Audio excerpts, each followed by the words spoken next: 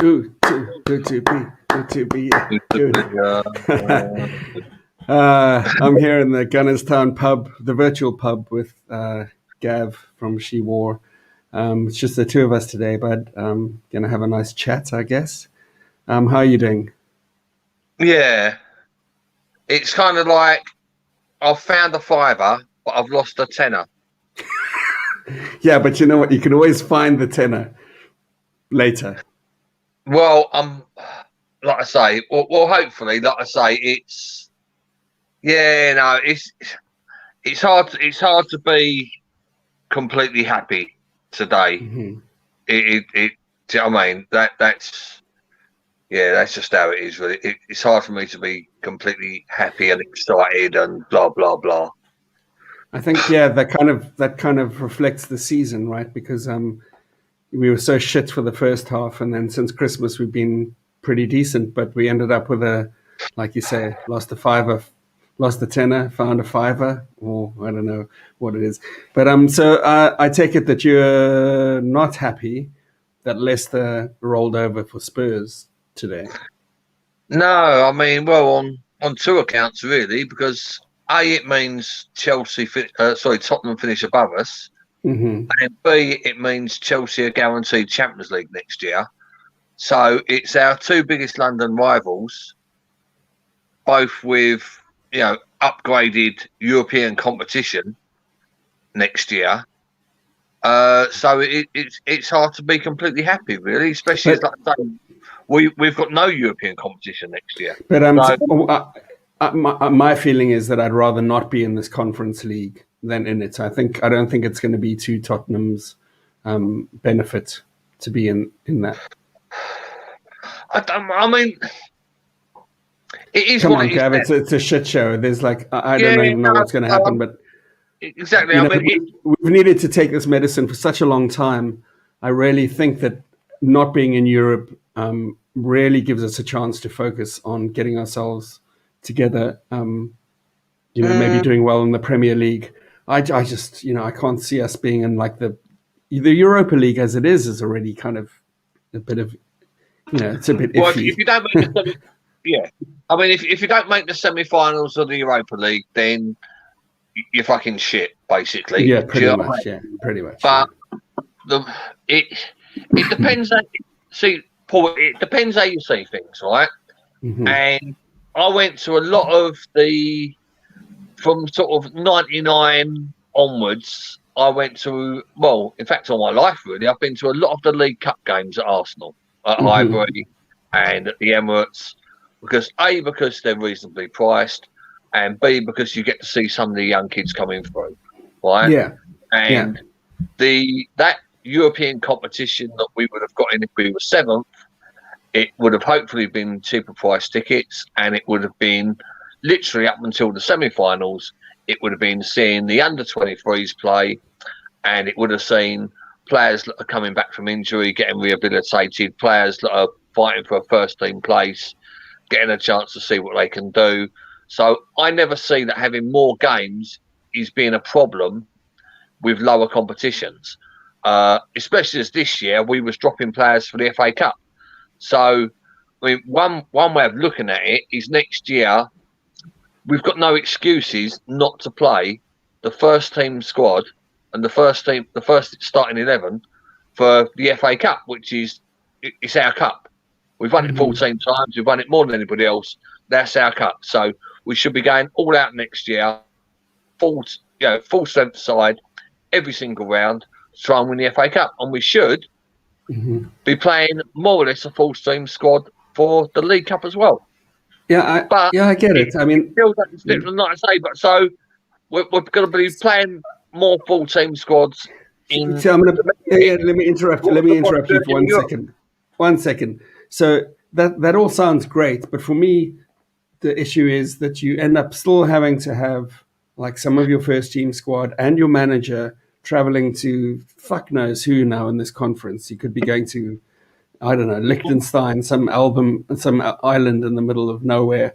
Like Arteta, whoever's managing, is still going to have to manage another competition, which I think will be to the detriment of managing the League Cup, the FA Cup, and the league. I'd rather see him focus all his attention on those three things and try and win them all without the distraction of Thursday night football. You know, or who knows? Thursday night is Europa League. Maybe this is going to be Friday and Monday. This conference thing? Who knows? No, well, exactly. But I mean, I mean, from somebody who likes going to watch those kind of games, that's less games that I'd actually want to go to see.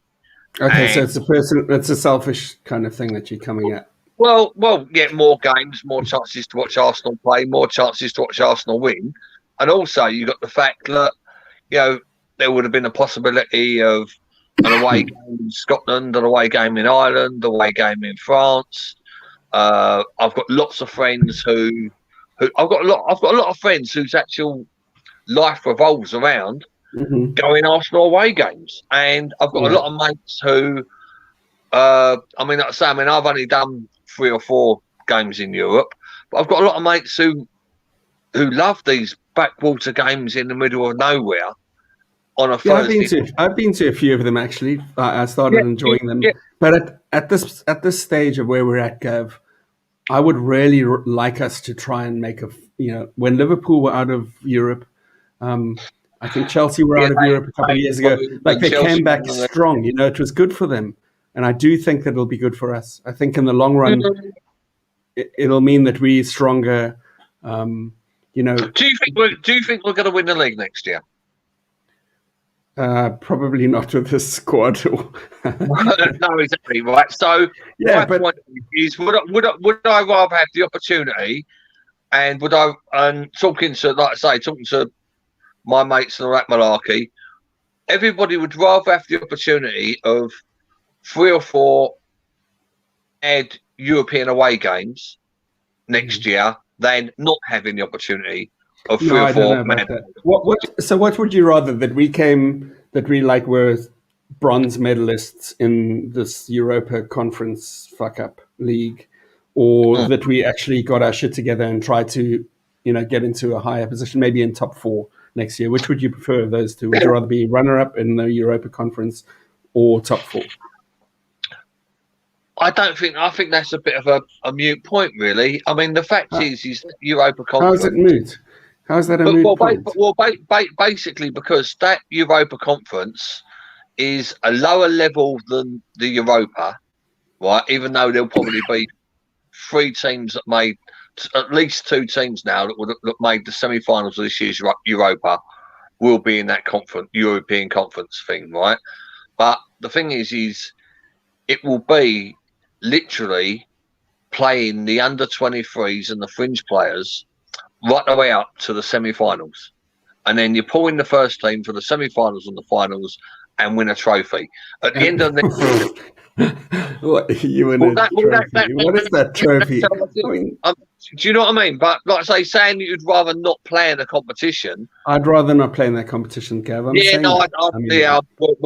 to have to agree to disagree on this one, mate. Do you know what I mean? Because I think it will distract from our ability to get into like a legitimate European competition, which for me is the Champions League. For me, the Europa League has always been like the world's tallest dwarf. You know what I mean? It's like the guys drop out of the Champions League to go into the Europa. The whole thing is it's a clusterfuck. It really, for me, it sucks. Gav, we will agree to disagree. Let's bring some of these comments in. We're simply going to have to agree to disagree on that one. That's okay. I'm going to bring in some comments from our watchers here. Jonathan King says, "Thank God that horrible season is done." Jonathan, you are so absolutely correct. Guy Parker says, "Fuck Tottenham, having a bad day in Lanzarote. Hope you're good, Gav." Are you good, Gav? Who said that? That would be Gary Parker. Oh, Gary Parker. Hello, Gary. How you doing, mate? We're going to have a chat soon. He's a nutter, Gary. He's an absolute fucking good, Gav, though? That's what he wants to know if you're good. I'm always good, but he's a fucking nutter. Davey Tyler says, LOL, needed the scum to draw for 500 Noop or for £2 steak. Oh. Bah, nightmare. Thank fuck that season's done, though. I agree with you, Davey. In fact, I'm going to drink to that. What are you drinking, Gav? Someone will call me a tramp or slag me off just because I'm just drinking cans of Foster's today, mate. Do you know what I mean? Fosters. Yeah. Fosters. What are you drinking? I'm drinking. You know what? I've got a blend. Big glass or something. A big fucking goldfish bowl of blended gin. I ran out of one gin, so I added another. So I've just invented the blend, the gin blend, and it's not that great to be honest. But it's big and it keeps me liquidated. So I'm good. I know what you're doing. Okay, so next, Stephen McCarthy here says too little, too late, not good enough. Yeah, I agree with him. We've just spoken about that for the last few 15 minutes or so. But so Philip, this is a good comment. Gav, what do you think of this? Philip Neat says, let the Spurs fans celebrate failure. Couldn't give a fuck about finishing above them. Trophies are what it's all about. Any Arsenal fan who celebrates St. Tottenham's Day whilst we were nothing is a complete cunt. What do you think? Well, I'm obviously on the complete cunt list, really. Okay. The way my problem. If you look at the minimum acceptable achievements for Arsenal Football Club in a season, the bottom one is finishing above Tottenham. The one above that is winning a trophy. The one above that is finishing top four, and the one above that is finishing top. So we haven't achieved the minimum standard. The minimum standard of Arsenal Football Club should always be, no matter what happens, we finish above those scumbags. And this is like the fourth or fifth year we haven't, after finishing above them for about 25 years. So, to me and to somebody who's got Tottenham supporting mates, who's worked with Tottenham supporters all his life and blah, blah, blah, it's not good when we finish below them. Yeah, I mean, it's right. It's right to them for the rest of the year, even though they've won fuck all and they never win fuck all and blah blah blah. I get all that. They are pretty shit. You have to admit. But we've still got to finish above them. Otherwise, they can. They've had a better season. I tell you what, though, Gav. Looking at the fact that the Quasimodo captain is about to desert them finally and try and go somewhere else that can afford his massive release clause. Massive ego. Yeah, and massive ego. And I just think I think their future's not looking great. They've got a multi-billion-pound stadium. They've got fucking Conference League. They're losing their talisman and the diving English captain of the year. I think they've got a fucking awful future ahead of them, and I'm looking forward to watching that. Yeah, no, I mean, believe it or not, I mean, I was speaking to a top supporter yesterday, and we was having a chat, and like I say, and he turned around and like I said, at the end of the conversation, we have a chat about various things, like, do you know what I mean, he's a mate and that. At the end of the conversation, it always boils down to the football, and he's gone, I win tomorrow and we lose or draw. He said, because we hate our owners and we don't want our owners to get any more money in, and so it would serve them bloody right if we're not in Europe. And I went, well, we hate our owners and we don't want our owners to get any more money, and we want them to get a kick up the arse if we don't end up in Europe, but I still hope we finish above you. Do you know what I mean? And it was like, no. Yeah. And it was a very, very weird conversation when you've got, like I say, sheds loads of the top. It's like the world's tallest dwarf competition. You want to be like, I want to win, but it's not great. It's like you said in the very beginning. It sums up the whole night. It's like I found a fiver, but I lost a tenner. Is that what? Is that the saying? That's pretty much exactly where we're all at. And I think it's the season, and I'm happy to see the season in the bin.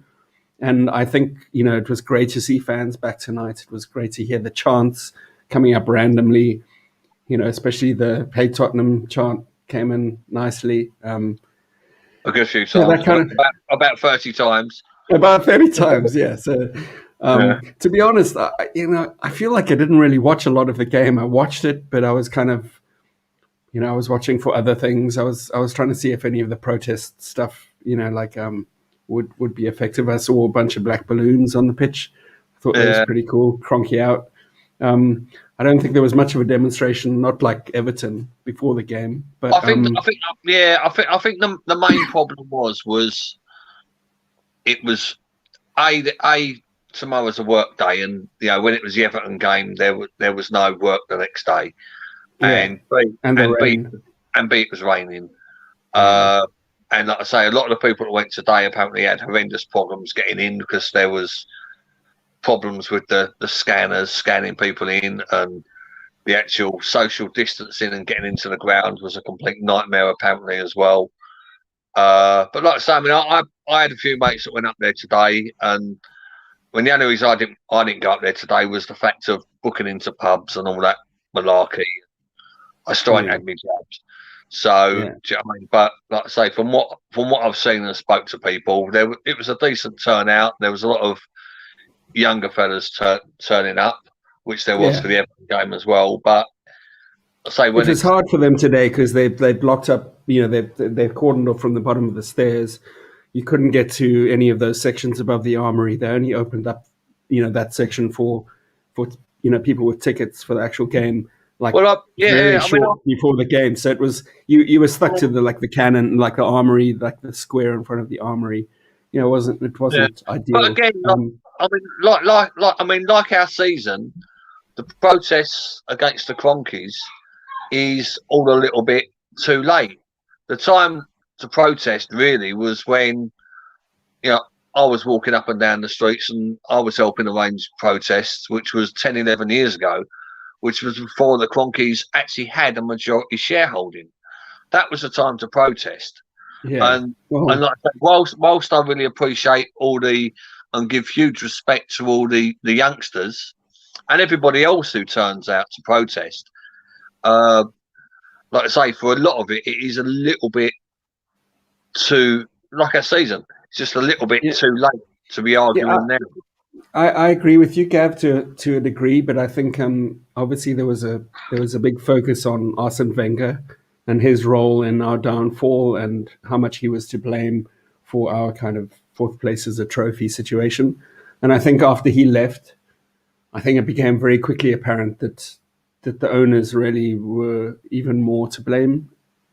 In the fact that I've always tried. What do you want, Alfie? My little boy's just come in. What do you want? He wants a microphone. I haven't seen the baby wipes. No, they're in the front room, mate. I have to go all right back. Okay. I've always sorry about that. I've always separated the two issues. It's a pub. It's all good. Bring your kids in. I've always had a completely separate thing. I mean, obviously, a part of me always knew, look, Wenger was propping up the Cronkies. And once he left, there would be a dismantling and almost, a showing of just how bad they were. But it never sort of, I never got the two of them confused. And I was never, it's Wenger and Cronkies. It wasn't. But the focus from like 2012 or 2000, really from the stadium move onwards, was Wenger. Never was for me. Like I say, I've always. What I'm saying is, like for most people, they probably wouldn't have been able to name the owner, until Usmanov left and the Cronkies took over everything. I don't know. I think. Well, I certainly could. I could too. But I'm saying in general, I think the focus was so much on Arsene Wenger and that he was the issue. That I think the Cronkies managed to get away with a lot for a long time. Well, I mean, he certainly propped them up. Do you know what I mean? And so here's a question: so if, for instance, and this is a hypothetical, this would be interesting to discuss. If in 2012 the Cronkies had left and the new owner had appointed Arsene Wenger as a manager, do you think Arsene Wenger would have been the problem? No, I mean at the time it was two separate problems. But Wenger took the blame for a lot of things, I think, right? No. Well, yeah, I mean they both did. They've both done a lot of things that was wrong. You go back to the year that we had £100 million in the bank. The the TV deal was the new TV deal was the year after, and we only bought check for 10 million. And because we had so much money in the bank, we had to pay £10 million in income tax. Mm-hmm. And then the next year, when we went to buy the people that we needed the year before, we couldn't. 10 million short. We couldn't. Well, basically, we couldn't because the prices, because the TV money went up, the prices of the players went up. So we had the season we only bought check was an absolute disaster. That was horrible. I mean, it was sitting there the whole summer and watching us do like fuck all until the last couple of days was just like, oh really? Yeah, but I mean, here's an interesting one for you, Paul. Right? Yeah. Okay. I'm good mates with an Everton supporter, right? And he's a proper die-hard Everton supporter. He does a similar job to me by means of he does Everton merchandise for a living, and he's got a stall in the church by Everton's ground, which basically, I mean, Everton's sort of build-up and history is a hell of a lot to do with that church. And now they're moving miles away to the docks, yeah? Yeah. And so I said, we had a conversation a couple of weeks ago, and I said, so what's Usmanov doing with the church and all that? He said, well, we said, they're backing it. They're backing all the stall holders in the church. They're backing the church. They want to make sure the church, because obviously a lot of Everton supporters are Roman Catholics who go in the Roman Catholic Church before the game and give a donation to the church, etc., which helps the church survive, which helps the community, etc. And Usmanov is helping keep that community spirit alive, right? Whereas you look at Arsenal and everybody that's bought one of those new yellow shirts with a cannon facing the wrong way and had it dispatched to them this week, right? Yeah. That was dispatched from Bradford, right? The Arsenal merchandise is dispatched from a warehouse in Bradford. Now, how the hell is that helping people from Islington? And like I say, I mean, I've said this a few times, probably to you, Paul, as well, right? It's all well and good these people that have never lived in Islington or never got family in Islington or etc. And you go to a game and everybody's got loads of money and everybody's buying rounds in the pub and all the pubs are packed, all the restaurants are packed, all the takeaways are packed, right? You go half a mile in either direction, there's very, very poor estates with people that would actually bite your arm off for a minimum wage job. Right. So why the hell is Arsenal having 30, 40, 50 staff? It's wrong, Gav. Outside of Europe. And like I say, so that's the difference between... It's wrong because it's all about the bottom line, right? So, clubs like Arsenal that treat themselves, with the owners treat the club as a brand. They look at like capitalism does. It goes, we're just going to look at the bottom line and we have to squeeze more and more money out of less and less, and we don't look at the whole equation. We don't look at the loss to the community or the institutions or the people that helped actually build this thing. We will rather outsource that stuff to somewhere cheaper. Yeah. Fuck the people that actually built the thing up. For us, it's like it builds up our brand and our bank accounts, and that's why the earth is fucked. Really, it is. It's exactly. I mean, it's like Arsenal. They got. I mean, like I say, the first big Arsenal shop was by Finsbury Park Station, Arsenal World of Sport, which I'm sure you went in when you was younger. I did, yeah. Much the same as what I did, right? They could have quite easily turned that into a dispatch centre for all of the goods, as opposed to outsourcing it to some company in fucking Bradford and actually employed more local people. So, so I know we're going well off tangent to what the game was. We are a little. Let's let the listeners bring us back a little bit into the moment. Go on. So I'm gonna read a few of the saying of some of the comments that have been posted. So Jonathan King says the rebuild starts this summer. I think the rebuild, it should start sometime. Should start sometime this summer would be good. And then Hayden Charles says the rebuild should start with the manager. We'll get to this in a bit. Let's tackle that next. But I'm not sure I agree, but let's keep going. So Tony John says, we don't deserve being in Europe next season. We need to concentrate on finishing as high as we can next season. I agree with you, Tony, but Gav would like to be able to watch the youngsters play. Mick Oram says, you can't play the under-23s to the semi-final of the Europa Conference League and then say, sorry, lads, now fuck off. Okay. Yeah, we do that all the time. We shouldn't, but we can. John Smith says, some shit here. Spent all day wanting 7th and now never wanted it at all. John, if you watched any of the previous pubcasts I've been on, I've said that I'm not sure that I'd like to be in the Conference League. So speak for yourself. I didn't want 7th. Gav may have. I don't think it's hip-hop. I just wanted to finish above Tottenham. And if we finish the bonus. But going back to that fellow who said... you can't play the under-23s? Yeah, right. Okay, yeah. So, the under-23s, right, they love the League Cup because they get such a huge playing bonus. They're minted. They absolutely love it. The longer it's like when we play in the League Cup, right?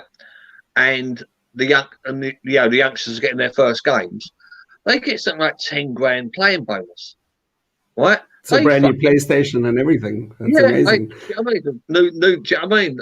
They absolutely the kids absolutely love. The more games they can play, they absolutely love it because, like I say, they're on about 10 grand a game on top of their wages. Do you know what I mean? They love it. That's very cool. They used to have a tournament here in Durban. Under 19s used to have an international tournament, and I went a couple of times. The last time I went, it had like Arsenal under 19s, I think Porto, Juventus.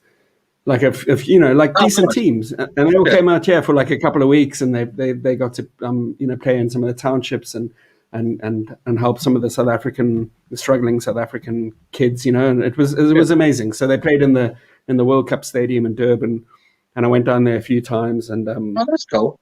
Yeah, it was amazing. So got to meet people, some of the coaching staff, and I'd stand on the sideline when they were doing their warm ups and corner practices. And I had a friend who was doing some of he was actually hosting them, so he had to look after all the players and book their hotels. I'm sorry, what? I said, I bet you really enjoyed that. It was amazing. It was so amazing. It was like the best. It was like the best inroad to meeting people from behind the scenes. Steve Gatting, those kind of people. Brilliant. Yeah, it was amazing, and also got to see their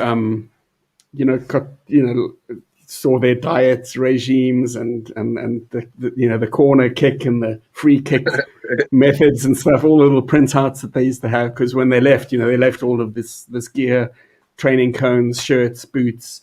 It was amazing. I mean, I have to give Arsenal credit. They've always been a classy club, but in South Africa, when they left all of their gear, all of the footballs, all of the training cones and all of those things. And they just gave them to all of the seriously impoverished kind of football clubs around Durban. It was amazing. I mean, they really just, as many games as they had, many days they had in the tournament, they spent those days visiting, township clubs, signing, they were all free. All of the performances they played against, they had exhibition matches against some of the kids in the township. But it was really, really amazing. I mean, they do amazing. I'm really proud of. Where's it? That side. I'm looking at the camera. That's the wrong side. You wouldn't have seen that because you're just like a logo. Anyway, so yeah, I don't know how we came to that, but yeah. So the under-19s, yeah. So watching them, it was amazing. So they also, I'm sure they benefited from doing those kind of tours. We haven't had them for the last few years, I think, because the Durban City Council wanted to get paid to host the tournament, which is weird. I mean, they have to have the police convoys and all that kind of stuff. Everywhere the team goes, they book their own 2 levels on the hotel, and you can't have anyone above and below, and they're not allowed in the same hotel as other teams. And it's pretty hectic for and obviously the COVID won't do that. That's why we've our pre-season tour in fucking Edinburgh this year. Right, at least it's close. It'll be cheap. We're not going to spend any money, unnecessary money, now that we're not getting that £6 million. It's good though. It's really a shame that away fans won't be allowed for Arsenal Rangers at Rangers, and it's really a shame that Jesus. I mean, again as well with Hibs. I know there's a few Arsenal supporters that support various different Scottish sides, but playing Hibs and Rangers over the space of 3 or 4 days would be a brilliant week off work. Amazing. Can you imagine? You know Mike, right? Mike McDonald, who's on this. Yeah. He appears in the pub. So he and his family, they live in Tennessee, and they're coming out to Scotland in the summer. Coming up, and they're in Scotland for a week. But the week before that, the week before Arsenal play Hibs and Rangers. So he's just missing out. So I know Glasgow quite well, and I've been Edinburgh 2 or 3 times as well. Do you know what I mean? So, to me, if there was if I could get an away ticket for Hibs and Rangers over the course of 3 or 4 days, that would almost that'd be like heaven. Do you know what I mean? Because it's brilliant. It's really, really like Edinburgh, and I prefer Glasgow to Edinburgh, but they're both really like. I try and explain to people, right? But the Edinburgh sense of humour and how they behave is the closest to London sense of. I find that I spent some time there. And anywhere else in the UK. Do you know what I mean? Like the Brummies and the Mancs and Liverpool have all got a slightly different sense of humour, but Glasgow and London, we've basically got the same sense of humour, and it's. Anyways, Paul, why don't we ask if the people that are listening, who they think was Player of the Year for Arsenal? Player of the Year. Okay, I'm going to put that up on a banner. So let me create this banner that says Player of the Year. And while they think about that, I'm going to just go back through some of the other comments that we've had so far, because we didn't get that far. John Smith says, liquidated. I think that was me because I'm drunk a little bit. He said liquidated is my favorite word. Thanks, John. You can have it. It's yours. Here's something related to the match, which is weird because we haven't mentioned the match at all. Man of the match performance from Pepe. Superb game. No European Conference League means less money to the Cronkies. That's a good thing. Less TV revenue. That's a good thing, I guess. Less UEFA revenue. That's a good thing. Less corporate revenue. That's a good thing. Less match day revenue. That's a good thing. Now they can spend some of that money they found to buy into the now failed ESL, the Europa Super League, the European Super League. These snakes preach about self-sustaining apart from when they can buy into a league to fund their own greed. Karma. Thank you, Webster, Red and White Parker. That's a great comment. Webster. He's a nice fellow, Webster. Okay, you know him? I do, yeah. Very, very nice fellow. He's a sort of fellow that you could quite happily sit on a train with for a couple of hours and have a decent, civilised conversation about absolutely anything. He's a very, very intelligent fella. Very, very nice. Oh, nice. Good. Well, nice to meet you, Webster, through Gav. Next comment, Terry Mollett. It's not a bad thing, really, I guess, meaning no Conference League. Next season, no Thursday football. Give our boys a rest from it. Fight for Champions League qualification. It's all okay. He's cool with it. I think people are agreeing with me more than you, Gav, but anyway, that's fine. So let's stop there. I've got another one, right? Yeah. Next season, because we're not playing in Europe, right, and because we're the biggest TV war who's not playing in Europe, right, all games will be played on a Friday or a Monday. So next season, because we've got like no Thursday games and no Wednesday games, right, we'll be doing games like Brighton away on a Friday night. Like Liverpool did the last couple of years. They were always on a Friday basically, it's like I say, and again, it's another kick in the teeth for people that like there's Saturday games. The fact that we're not in Europe doesn't mean more Saturday games. It's actually going to mean we're going to be the pick for Friday, Monday, because we can play Friday. Is that a bad thing for the Cronkies? Because there'll be less people. I mean, the Armory won't be open the whole day beforehand. People would be coming. They would be spending their money. All of that stuff. Do you think that might have any kind of effect on? No, because they get so much money through the TV. I mean, we will probably they'll make more money from the TV on a Friday than they would have from the merchandise on a Saturday. Yeah, I'm willing to have a sportsman's bet with anybody right now that we are the most televised Premiership game next season. Is there a possibility to set up that bet through like one of the betting companies and make a fortune, Gav? Fuck knows. Fuck knows. How do you do that? You know when the guys have like a bet for like the first person to spit in the 38th minute. Who are the people that field those kind of bets? I literally think that next year will again. I mean, like I say, this season, for the first season, Arsenal didn't have one single Saturday 3 p.m. kickoff, right? Because of the COVID, and because obviously them putting more or less all the games live on TV, which is fair enough. But when does the season start? I think the season starts normally. It normally starts around my birthday. It normally starts around the sort of 15th to the 20th of August. Right. So, but like I say, but because we're not in Europe, there's going to be like, I mean, for example, if there's a game between us and fucking Brighton or Burnley or Swansea or whoever comes up, and we're not playing in Europe on the Wednesday or the Thursday, that will be the Friday night game. And then we might not play again the following Monday because, again, we're not in Europe. They can put our games against the lower ranked teams on Sky and BT. But at the same respect, when we play other teams in the top 6, they're also going to want them on the TV as well. They're also going to want make sure that Arsenal, Tottenham's on the telly, and so Arsenal those will be on the weekend, right?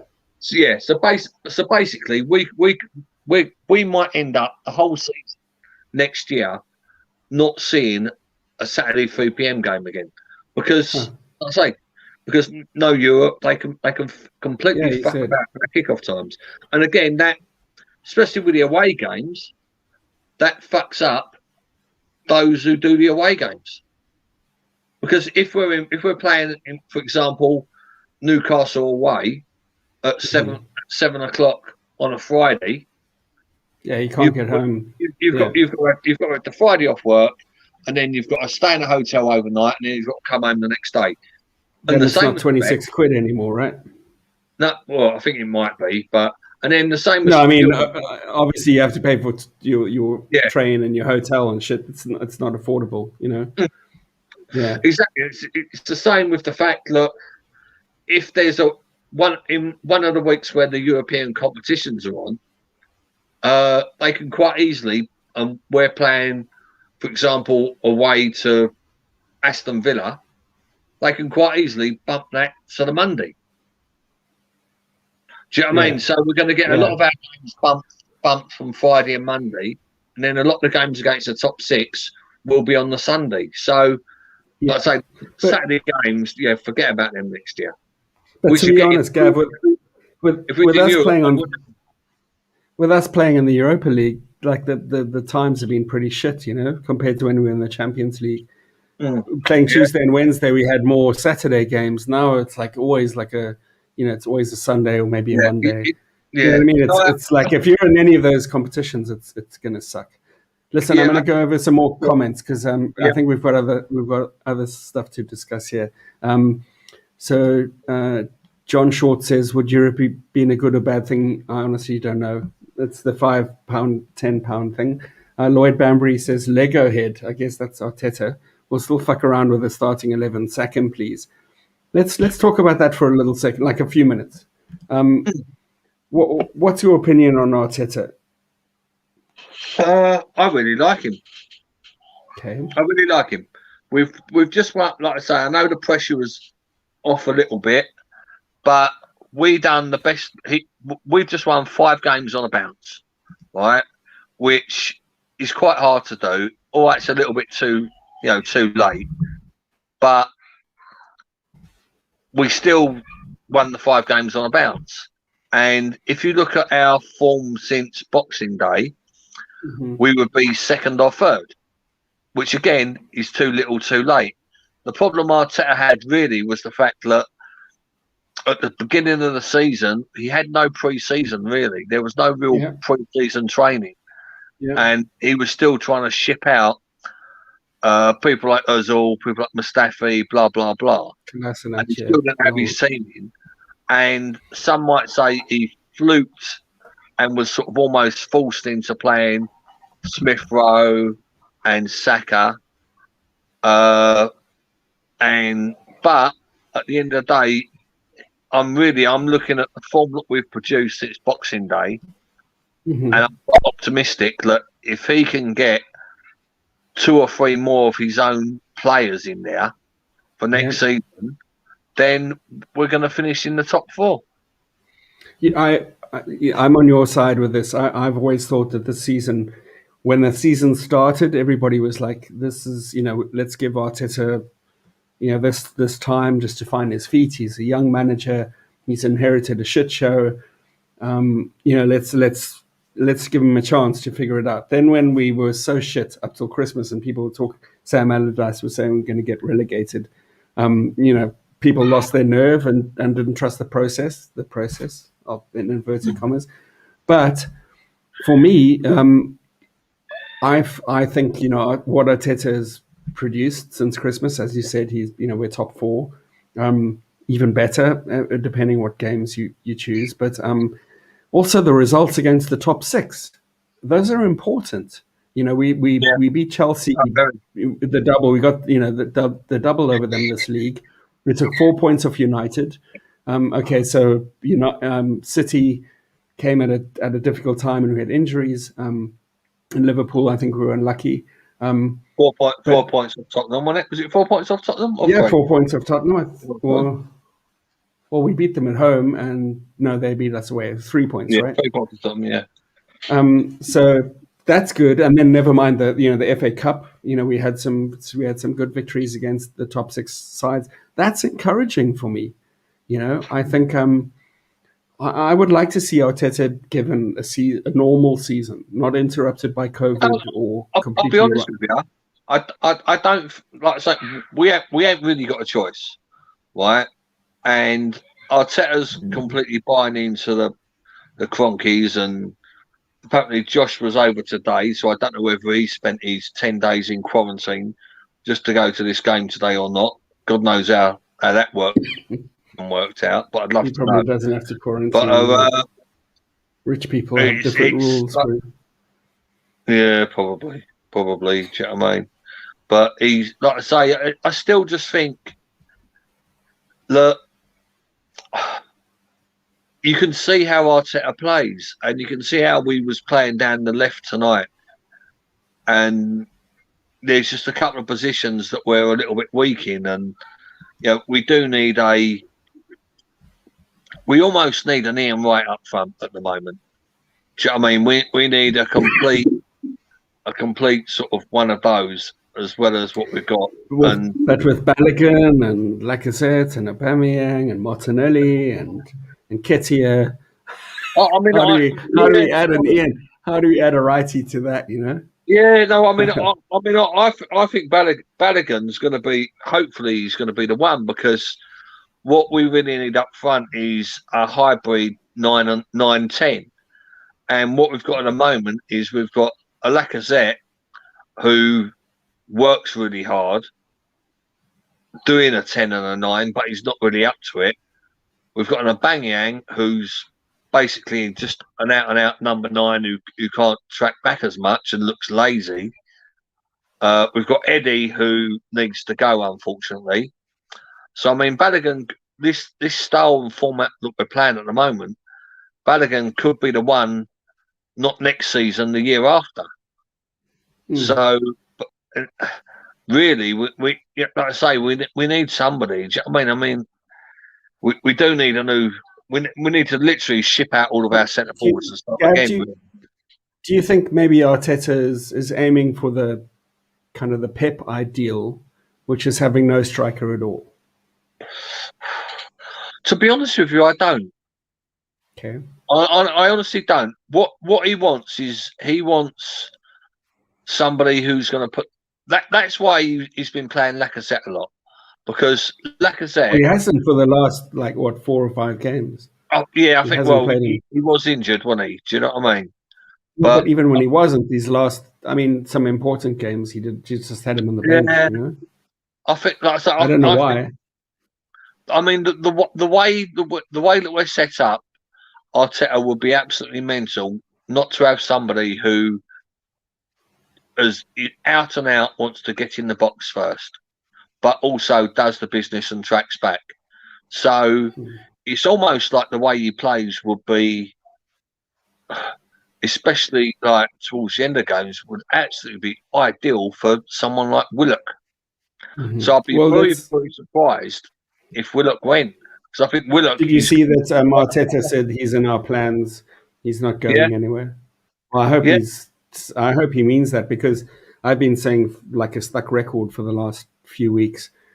The reason that I don't want to, for instance, sign Ødegaard is that I don't see him as a goal scoring, attacking midfielder. No. He's a light. He'd rather set. It happened today a few times. He'd rather set somebody up for like a difficult assist than actually go for it on his own, and that's disappointing for me. So, so I would much rather have Willock, who's a midfielder who, and you have said many times on this program that Willock should be a central attacking midfielder. He's that guy who does the Ramsey box to box. He's going to always be in the right place at the right time and score. He's just got that in him. It's a natural instinct. Yeah. How many times? There was probably 2 or 3 occasions just in today's game. Yeah, right? When Ødegaard just shirked responsibility, really, at the end of the day. Or when balls went flying across. I know, like, Tierney fired a couple across, and so did Chambers. Yeah. Look, when you look at the goals that Willock has scored for Newcastle, he was on the end of them kind of balls, and he scored 7 goals. He scored 7 games running. You can't. The youngest ever Premier League player to do that. Yeah, and you can't breaking records. Yeah, I think he broke Alan Shearer's record today with a 7th. But I didn't see that, but that's amazing. I mean, I've been watching. In South Africa, we're lucky we get like all the games, all the Premier League, all the La Liga, all the Italian. Like we get so much football for like a relatively cheap package. We've got like 9 or 10 sports channels that are showing like everything all the time. So I've watched a lot of Willock, and he's played. I mean, he's just tireless. He has a amazing engine, a bit like Ramsey. He runs and he runs and he runs, and he's deceptively. He looks slower than he is. So he covers a lot of ground. He's got a big stride. And he needs to eat more fight.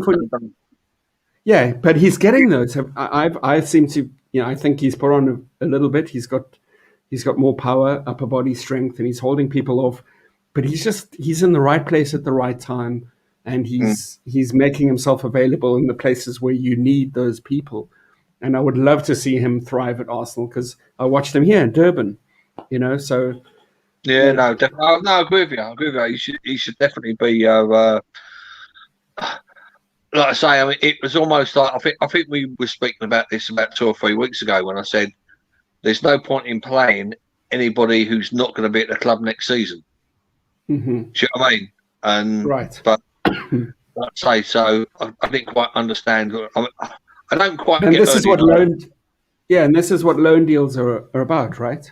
You want to send people on loan to a club that's either fighting relegation or doing something important, and your player gets put in those kind of pressure situations and thrives, because then they come back and they bring that experience to your club.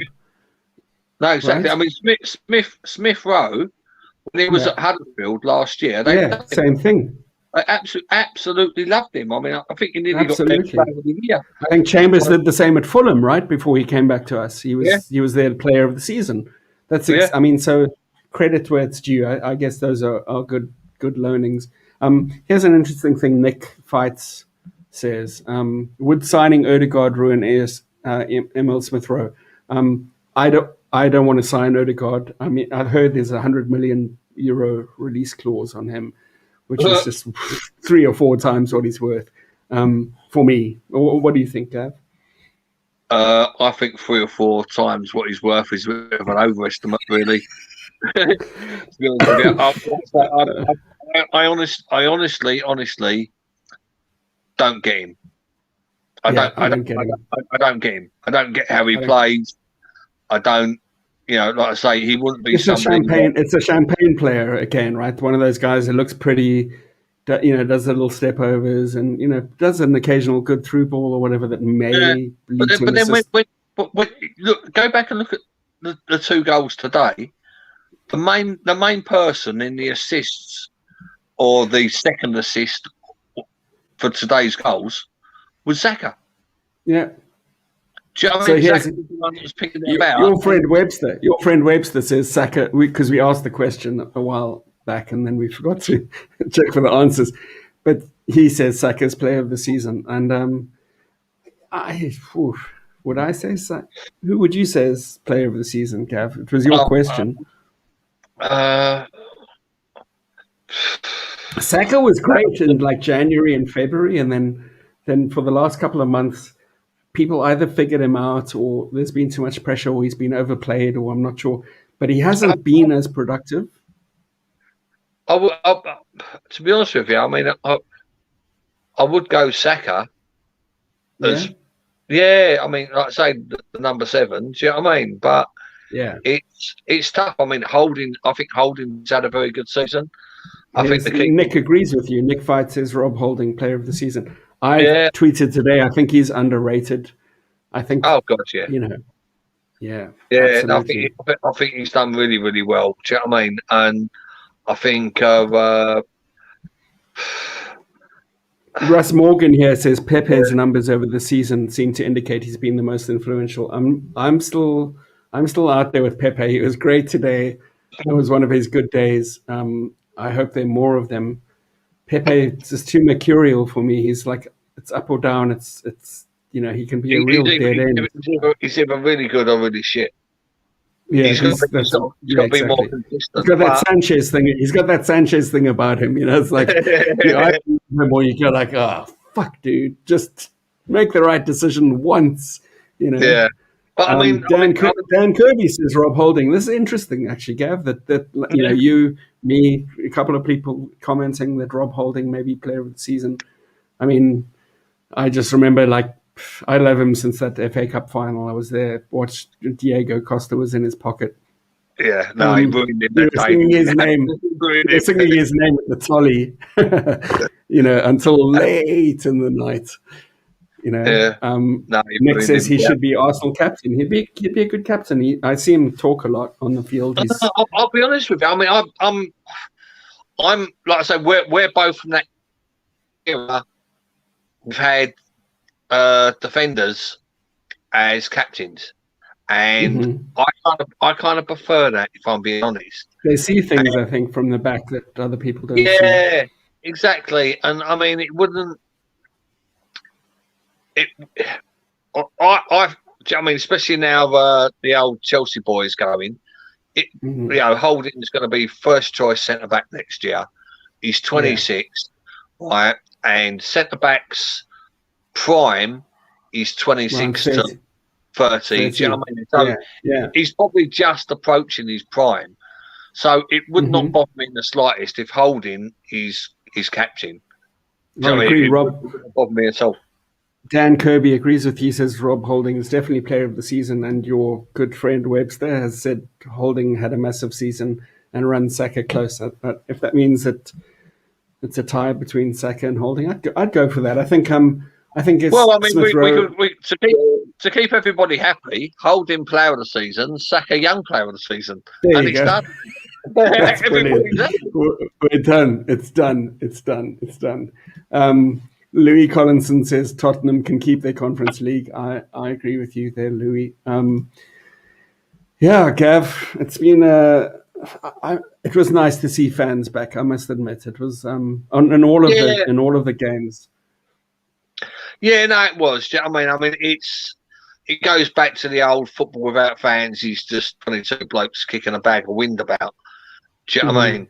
And it's not just about the fans in the ground. It's about people meeting up and going games together and travelling over the country, travelling over Europe together. Because it's tribal, right? I mean, it just happens to be we happen to use a football game as an excuse to get together and hang out with friends and get tribal against another tribe. The football sometimes is secondary. You know what I mean? No, exactly. I spoke to one of my mates this morning. Right? One of my mates, Adrian. Right, he won't be listening to this anyway. Right, but we've been mates for about 20 years. Right, just not only for the fact that we both like Arsenal and etc. etc. We got chatting over Arsenal and that's been that. And I was saying to him, look, it's I've got mates who support West Ham and support Rangers and support Everton and support Sheffield United, and everybody's the same. We're all the same. We all go out with our mates, have a drink and have a laugh. And the only difference between us all is the fact that for some reason or another, we ended up supporting a different team. Yeah, but it's not logical. Normally, it's not even emotional. A lot of the time, it's some kind of circumstance that's beyond. It's your birthright, or it's your dad, or you know what I mean. It's not really a choice, even. Sometimes you inherit something. Exactly. I mean, you know what I mean. Yeah, I mean, Adrian, even though he was born in Archway, which is very close to Arsenal, the only reason that he supports Arsenal was that he got paired up with a member of the Arsenal staff's daughter in a tennis tournament when he was about 8 or 9, right? And ended up doing practicing tennis with her. And her dad said, "Oh, why don't you come and watch the football?" So he went along with him to watch the football. And that's even though he was born in Archway, that's the reason why he's an Arsenal supporter, and that's why he loves Arsenal. It's so random. It can be pretty random, but I mean, everybody's got these. Most people have got these random reasons as to why they support a club. I mean, I obviously had no bloody choice. Do you know what I mean? I don't. Yeah. I don't remember. Like my kids won't ever remember the day they decided to support Arsenal. I don't remember the day I decided to support Arsenal. Yeah, there was never an option. It was never an option. You're an Arsenal supporter, and that's it. I mean, that's how you're born, and that's a lump of it. And there's people that chose Arsenal over a particular game, or something happened when they was younger. A lot of people actually support Arsenal because of a game that we lost. Oddly enough. Yeah, I supported them because they didn't wear red. The first time I watched them was I didn't like the color red, and everybody in my street supported either Liverpool or Man United because of Gary Bailey or Bruce Grobbelaar. Talking about in the late 70s, South Africa, and there was an FA Cup final came, and finally it wasn't. There was a team that wasn't wearing red. They were wearing yellow, and I was like, that's my team. So I supported Arsenal, and they won in 1978. And then I discovered that they fucking wore red, which was their away kit. I didn't even know that there was such a thing as an away kit. I picked them because I didn't like the colour red. I always like right, my dinner's ready in a minute, Paul, so we better... Okay, mate, well... we're close to 30 minutes coming up right now. 60 minutes. It's been a good chat. We didn't talk about the game, and that's fine because the game was really irrelevant in some ways. But Gav, it was good chatting. Thanks for joining me. Otherwise, it would be me on my own. Yeah, no, always good chatting, mate. Do you know what I mean? Like I say, I didn't put my name up in case I went up there today, but with the weather and the fact that you can't get in boozers and all that, I thought, no, fuck that. Do you know what I mean? And I've got a busy day of packing stuff tomorrow as well. Oh. Good. I hope business is great. You've got some amazing products out right now. those coasters are brilliant. The swim shorts, I'm not so sold on, but you've got some amazing stuff coming out. So, guys, anyone who's watching, if you don't know already, just check out the She War shop that Gav runs. There's some really great products. But thanks again. We're going to have a chat. We're going to have a chat privately about little chats that we're going to do through the off season. Brilliant. Perhaps, I'm always up for it, right? I can.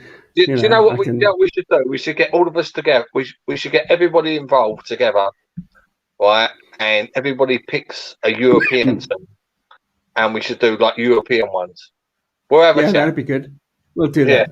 Sounds like a plan. Anyway, enjoy your dinner. It was great chatting. Thanks again for joining us, and for everybody that watched and placed comments and engaged with us. We really appreciated you throughout the season. It's been a tough season, and we just started out, but it's been fun. We're not breaking any records numbers wise, but you've been loyal and engaging, and we appreciate you for that. Thank you so much. Up the gunners, right? Cool. Thanks, Gav. Cheers. Bye. Just say, mate.